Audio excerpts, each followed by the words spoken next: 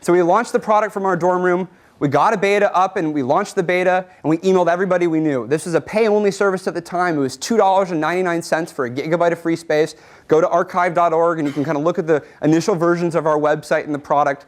And we had just launched a site and it worked, right? We emailed all these bloggers, all of the press, all of our friends, everybody we could get our hands on. And it turned out people signed up and people wanted to use really cheap, cost-effective space on the internet. We had built a product that made sense, and it was just took a couple months.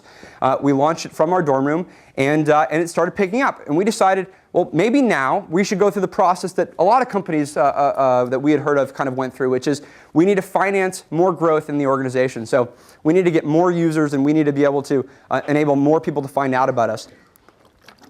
And often that takes money. Now, keep in mind, at this time, we're 19 and we're 20 years old. And so it's a little bit difficult to raise venture capital when your co-founder looks like this. So that's my CFO and co-founder, Dylan Smith. And he was our CFO, right? So you had to trust this guy with your money. It's sort of hard to trust somebody who looks like they're going to run off to Disneyland with the proceeds. But there was one guy where this did fit in really well for. His name is Mark Cuban. And we emailed Mark Cuban. We just sent a cold email. And we said, hey, we got this really cool product. Maybe you'd like it. Maybe you could write about it on your blog. And it turned out he was really interested. He, too, believed that you should be able to share your data online, that you should be able to share and manage your information in the cloud. And so he wrote a check for us. And that was it. And he invested in us while we were still in college. And we decided to really kind of grow Box. The problem is we couldn't focus on school and work. It's really not great customer support when you're answering customers in accounting class.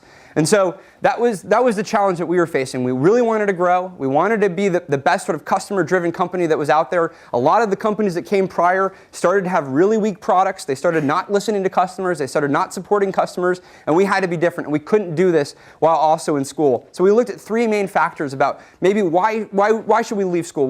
How does one kind of make the decision to kind of take that leap? The first was there was just less upside. So if we looked at what it's going to be what it's going to take for us to stay in class and pay attention when we felt like we had this really cool thing, the upside in doing it and going on our own was way higher. We just felt that if this worked out in both situations, we would be way better off if we just went for it.